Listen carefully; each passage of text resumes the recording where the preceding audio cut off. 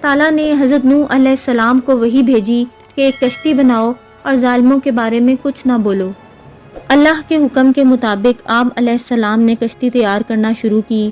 کچھ لوگوں نے مذاق کرتے ہوئے پوچھا، اے نوح کیا بنا رہے ہو؟ آپ علیہ السلام نے بتایا کہ میں ایک کشتی تیار کر رہا ہوں کیونکہ اللہ کی طرف سے عذاب آنے والا ہے۔ اللہ نے جو ڈھیل دے دی ہے وہ ختم ہو رہی ہے۔ جب وقت آئے گا ہر طرف پانی ہی پانی نظر آئے گا، صرف وہی بچے گا جو اس کشتی میں سوار ہوگا۔ جو بت پرستی سے توبہ کرے گا، گناہوں سے معافی مانگے گا، اسی کو اس کشتی میں جگہ ملے گی۔ لوگ بولے، اے نوح یہ زمین تو خشک ہے، ایسے آثار بھی نہیں ہیں کہ اتنا پانی ہو جائے کہ کشتی تیرنے لگے۔ نوح کا تو دماغ ہی چل بسا ہے۔ حضرت نوح علیہ السلام اس قسم کی باتوں سے بالکل مایوس ہو چکے تھے اور اصلاح کی کوئی امید نظر نہیں آ رہی تھی۔